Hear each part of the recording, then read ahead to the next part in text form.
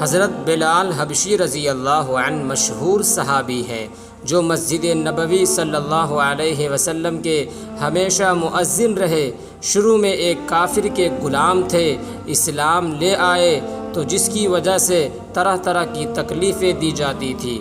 امیہ بن خلف جو مسلمانوں کا سخت دشمن تھا، ان کو سخت گرمی میں دوپہر کے وقت تپتی ہوئی ریت پر سیدھا لٹا کر ان کے سینے پر پتھر کی بڑی بڑی چٹان رکھ دیتا تھا تاکہ وہ حرکت نہ کر سکے، اور یوں کہتا تھا کہ یا تو اس حال میں مر جا یا پھر اسلام سے پھر جا، مگر وہ اس حالت میں بھی احد احد یعنی اللہ ایک ہے، اللہ ایک ہے کہتے تھے، یعنی معبود ایک ہی ہے۔ رات کو زنجیروں میں باندھ کر کوڑے لگائے جاتے اور اگلے دن ان زخموں کو گرم زمین پر ڈال کر اور زیادہ زخمی کیا جاتا تاکہ بے قرار ہو کر اسلام سے پھر جاوے یا تڑپ تڑپ کر مر جائے۔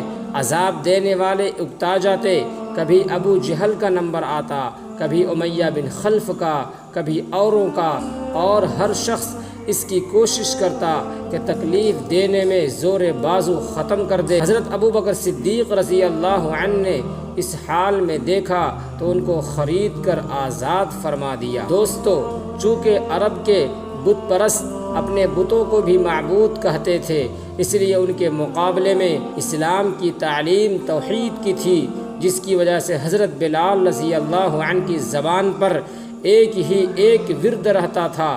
یہ تعلق اور عشق کی بات ہے۔ ہم جھوٹی محبتوں میں دیکھتے ہیں کہ جس سے محبت ہو جاتی ہے اس کا نام لینے میں لطف اور مزہ آتا ہے، بے فائدہ اس کو رٹا جاتا ہے، تو اللہ کی محبت کا کیا کہنا جو دین اور دنیا میں دونوں جگہ کام آنے والی ہے۔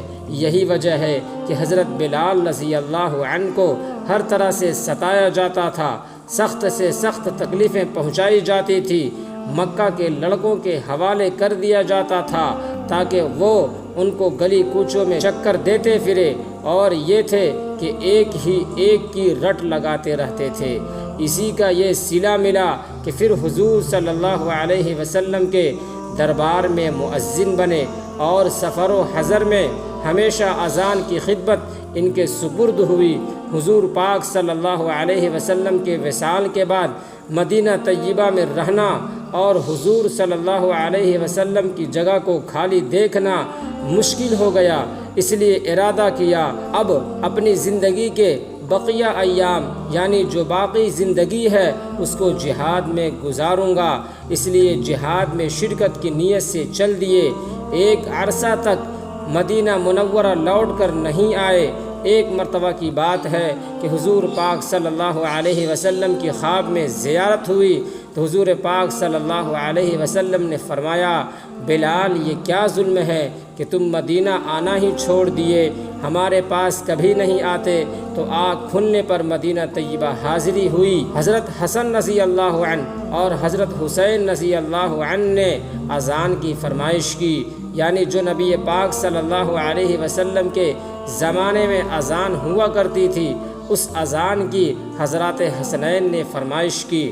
تو لاڈلوں کی درخواست ایسی تھی، انکار کی کوئی گنجائش نہیں۔ اذان کہنا شروع کی اور مدینہ میں حضور پاک صلی اللہ علیہ وسلم کی اذان کانوں میں پڑھ کر مدینہ میں کوہرام مچ گیا۔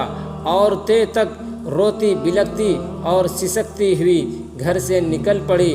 پھر چند روز قیام کے بعد واپس ہوئے اور 20 ہجری کے قریب دمشق میں وصال پایا۔ انا للہ و انا الیہ راجعون۔ یہ تھے حضرت بلال رضی اللہ عنہ جو حبشہ کے ایک غلام تھے، نہایت خستہ حالت تھے، لیکن حضور پاک صلی اللہ علیہ وسلم سے عشق و محبت ہو جانے کے بعد اللہ تبارک و تعالیٰ نے ان کا یہ مقام دیا کہ یہ چلتے تھے مدینہ کی گلیوں میں تو ان کی پیروں کی آہٹ اور کھڑکھڑاہٹ جنت میں سنائی دیتی تھی۔ السلام علیکم ورحمۃ اللہ وبرکاتہ۔